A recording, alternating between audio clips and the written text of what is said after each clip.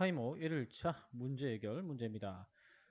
여러분들 이런 문제를 보실 때 보기 먼저 볼게요. 보기 먼저 보면은 딱 보시면은 이 연상법에 관한 문제입니다. 먼저 이론 설명부터 드려야겠죠. 이런 설명을 드리면 자유연상법, 강제연산법, 그리고 비교발상법이라는 것을 NCS에서 다루고 있습니다. 설명이 굉장히 복잡하게 되어 있어요. 간단하게 설명드릴게요. 간단하게 설명드리면 자유연상법은 주제에 상관없이 그냥 자유롭게 얘기해. 이렇게 하면 자유연상법입니다. 그냥 마음대로 얘기해. 이거죠. 하지만 강제연산법은 이 주제에 대해서 얘기해. 얘기할 걸 미리 정해두는 겁니다. 그래서 이 주제에 대해서만 얘기해라. 이게 강제연상법이에요. 자, 그리고 비교발상법은 뭐냐면 지난번에 우리 이렇게 해서 자동차 잘 팔았잖아. 그러면 정수기도 이번에 이렇게 팔아보자. 이렇게 하면서 뭔가를 갖다가 연관지어서 발상을 하는 걸 비교발상법이라고 합니다. 그러니까 자유롭게 연상을 하게 만드느냐 혹은 주제를 정해놓고 한정해서 회의를 하게 만드느냐 그걸 우리는 판단하게 되는 겁니다. 그래서 이 연상법의 이해만 있는 게 아니라 여기 기법들 반드시 외우고 계셔야 됩니다. 자유연상법에는요, 보시면 브레인스토밍이 자유연상법이에요. 그리고 강제연상법은 체크리스트 기법이 강제연상법입니다. 그리고 마지막으로 비교발상법은 NM법, 시네틱스 기법 요 두 가지가 비교발상법이라고 보시면 됩니다.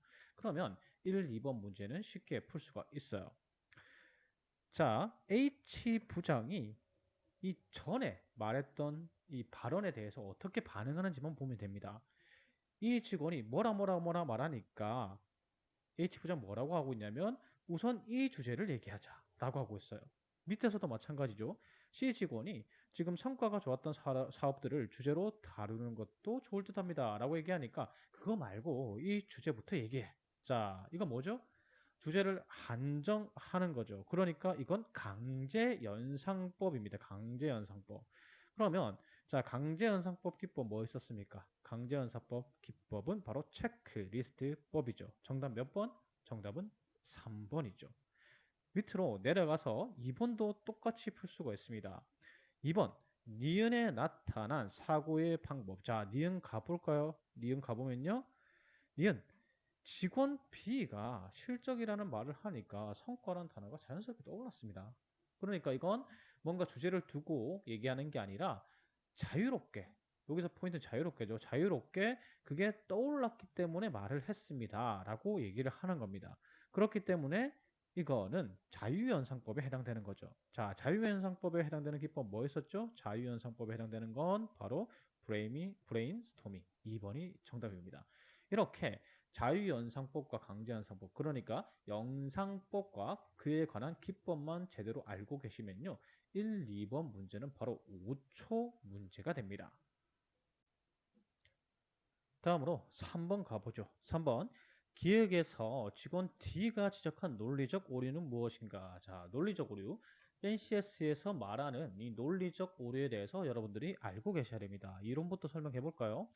총 9개가 있습니다. NCS에서 말하는 이 논리적 오류라는 건 총 9개가 있는데 사실 이들 중에서 비슷비슷하게 겹치는 경우도 있습니다. 하지만 이건 같이 보기로 절대 안 나오겠죠. 명확하게 한 개만 해당되도록 문제가 구성이 됩니다. 자, 그래서 각각 이 논리의 오류의 종류들에 대한 정의와 그 다음에 예시를 반드시 외워두시길 부탁드립니다. 첫 번째, 권위나 인신공격에 의한 논증 이런 거예요. 권위에 의한 논증 이런 거죠. 선생님이 하라 그랬어. 아니면 어떤 박사가 이렇게 얘기했어. 왜 네가 그래? 이런 거죠. 권위를 위해서 찍어 내리는 겁니다. 인신공격은 간단하죠. 네가 사람이면 그럴 수 있어? 이런 게 바로 인신공격입니다. 자, 2번 같은 경우 허수아비 공격의 오류라고 돼 있죠. 허수아비 공격의 오류 같은 경우에는 자, 이런 겁니다. 상대방의 주장을 마음대로 해석하는 거예요. 예시가 나오죠?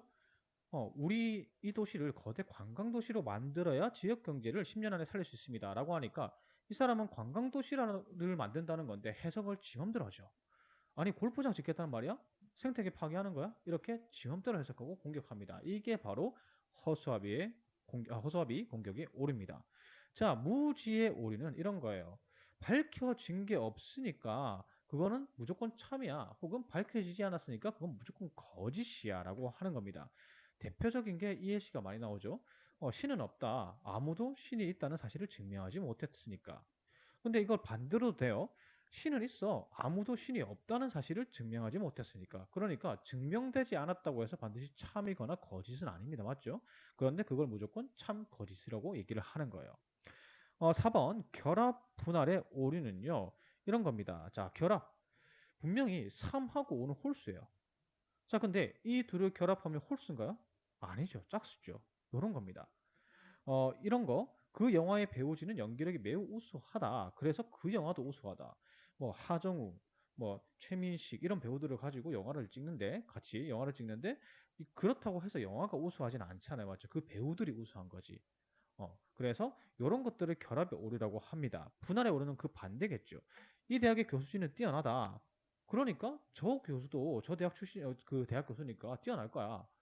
아니죠, 맞죠? 반드시 그걸 보장하지 않습니다. 뛰어난 교수도 있을 것이고 뛰어나지 않은 교수도 있을 것이니까요. 그래서 이런 것들을 결합 분할의 오류라고 해요. 계속해서 쭉 가볼게요. 자, 성급한 일반화 이게 문제로 가장 많이 나오는 것 중에 하나입니다. 이런 거죠. 성급한 일반화는 몇 개만 가지고 전체를 갖다가 평가를 하는 겁니다. 이런 거죠.